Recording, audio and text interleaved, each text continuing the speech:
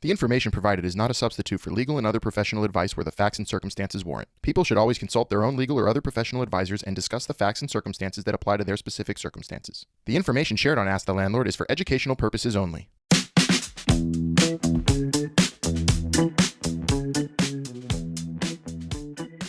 Hey everyone, welcome back to Ask the Landlord with your favorite landlord, Albert Dweck. I'm Melissa, one of Albert's producers and a former New York City renter. And together, we're going to be asking this landlord some questions. How are you, Albert? I'm good, Melissa. I'm excited about your questions today. So fire away. Awesome. What is renter's insurance and do we need it? That's a great question. So first, I think it's important to just understand what we're talking about, and then we talk about renter's insurance. So I think it's the issue that residents want to make sure of is that their possessions are covered in case of a loss, right? So that means your furniture, your whatever, TV, computer, etc., clothing. You want to make sure that if something happens in the apartment, whether it be your fault or the fault of someone else, that you're covered for replacement, right? Is that what we're talking about? That sounds like what we're looking for. Yeah, that's exactly it. And just define a loss. So, how could something get lost? Right. So, there could be a leak from the apartment above you. There could be a fire. Uh, Someone could steal something.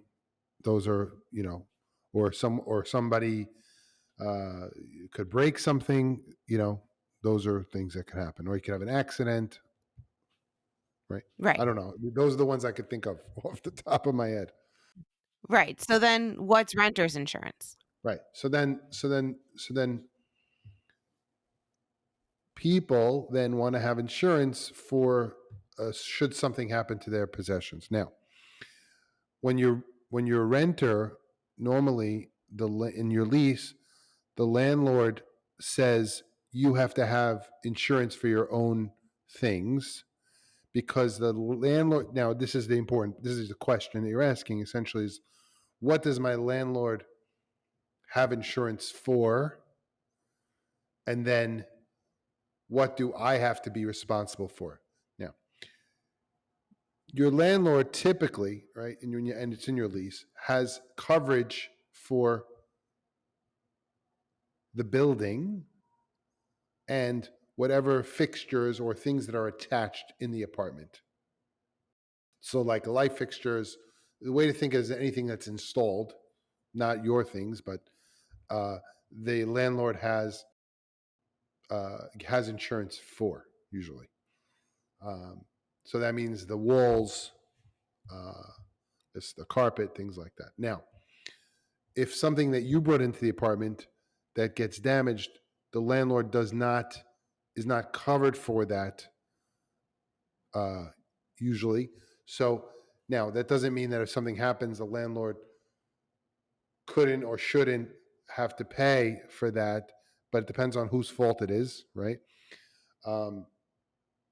But in any case, usually landlords will say and make you prove that you have insurance for your possessions if something happens to them, regardless of who's at fault. Now, when you do have insurance and then something happens to your stuff and you make a claim to your insurance company that something happened to your stuff, and you say, oh, it happened because of X, Y, or Z, your insurance company will then, seek to recoup the damages from the other parties, but they're doing that for you, right? So that's why you have renter's insurance. Renter's insurance, though, also is not a very expensive, usually, thing to have. And there's a lot of options out there where you can get inexpensive renter's insurance, certainly relative to your rent. For example, I've seen it as low as, $100 to a few $100s a year, right? Even for so it depends on how much stuff you have, how much insurance you want to have. But usually, and also sometimes renter's insurance covers you for other things also. If something is stolen or some other thing happens in the apartment, But for the most part, I think what your question is getting at, why do I have to have renters insurance? And it's really like the landlord is not obligated to pay you for things that get damaged in your apartment. I know that that makes sense that you should, right? That the landlord should, if it came from somewhere else, but it's not in the typical lease. So, for a few $100s a year or less, it's good to have, and you're supposed to have renters insurance according to the usual leases that are there. So does that answer the question? I know you probably have more questions. It does. Here, why don't you walk us through this scenario? It's pretty unlikely. I don't have renter's insurance. Someone just came in and stole my kitchen stove, the oven stove. What do I do? What happens Well, now? first of all, that's something, that's not like it's not like a smash and grab job. I mean, for someone take a stove is quite something. Um, um, Obviously, you could the the stove is interesting. The stove is not something Right. you brought in. So the stove is something that the landlord would be responsible for. So that's almost an easy question.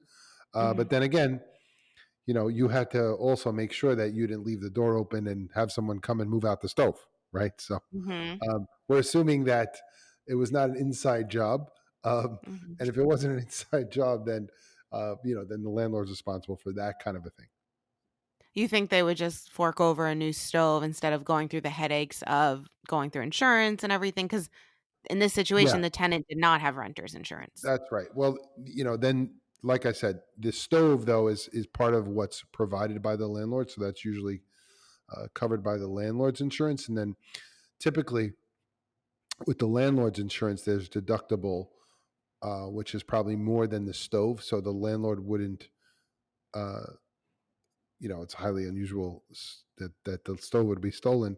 Um, but if it is, it's something that the landlord would need to replace. Usually, you would think as part of the lease agreement. All right, I have another more realistic scenario. Okay. I'm a female in New York City. I have renter's insurance. I left my hair straightener on and it caused a fire, and there is massive damage to my unit. What Right. happens next? Right. So you have renter's insurance. You make a Mhm. claim to your renter's insurance, and that should cover you for the accidental loss of your stuff. How Um, do I find a new apartment, or do I need to move? yeah, yeah. So it depends on the extent of the damage. Obviously, in this case, you very often, depending on the size of the loss, there are independent insurance consultants, insurance adjusters that you could hire to give you to help you in those kind of things. And then, what may happen in a situation like that is if you've caused other damage to the building, the landlord may also, get it, get involved with his insurance or with or her insurance, and then um, connect them with your insurance company so that you're everyone's sort of being covered there. So certainly, a fire is a very dangerous situation, and um, but also very damaging because it causes, there's a lot of smoke damage, and who knows, there's water damage if they put that out. So, but just from a perspective of your stuff, obviously having renters insurance will very oftentimes cover you for that. And when you're considering renters insurance, there should be some part of those policies that enable you to have replacement, depending on the policy, give you some stipend for finding another place while things are being repaired or etc. Good thing to look out for when you're buying insurance. To say, what if something happens that makes my apartment not habitable? So that's a great question to also include in when you're searching for the renter's insurance. Awesome. All right, last thing about this. How much of your time is consumed by like renters insurance issues? Is it a big thing, or just get it and that's it? Meaning from a renter's perspective or from a landlord's perspective? From a landlord's perspective, how much of your time is consumed of dealing with renters insurance issues of your Not a lot, tenants? not a lot, but it does happen. It does happen where sometimes there's a flood or a leak or something where some stuff is damaged, and you know, ideally, it's on the renter to have the insurance for their own stuff.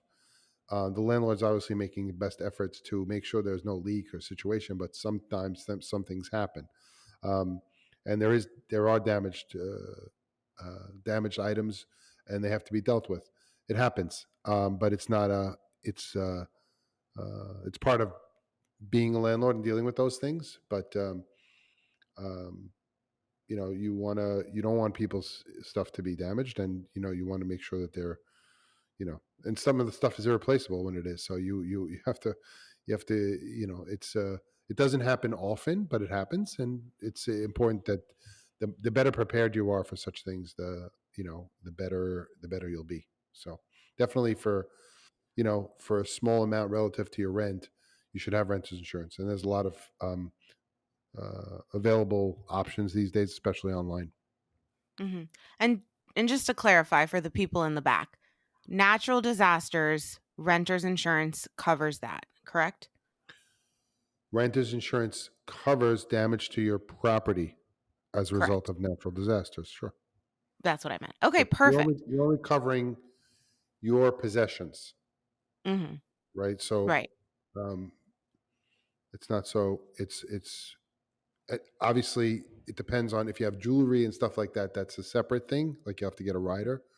hmm Uh, but generally your furniture and your clothing gets covered by renters insurance. All right.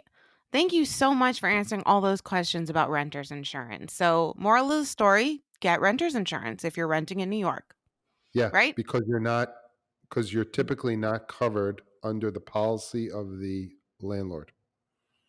The landlord is expecting you to get coverage for your own stuff. So it's good. The question that everyone should know is that their own stuff is not covered by the landlord's policy. You need to get your own. All right. You heard it here, everyone. Get renters insurance. And thank you so much, Albert. That was a great conversation. I really appreciate it. Welcome. For more episodes, please subscribe to Ask the Landlord on your favorite podcast platform.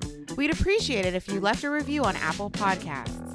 If you'd like to watch the show, check out our Ask the Landlord YouTube channel. If you have a question for Albert, feel free to contact him on Instagram at Ask the Landlord and check out his TikTok at Ask the Landlord. Bridging the gap between landlords and tenants, this has been Ask the Landlord. Thanks for listening.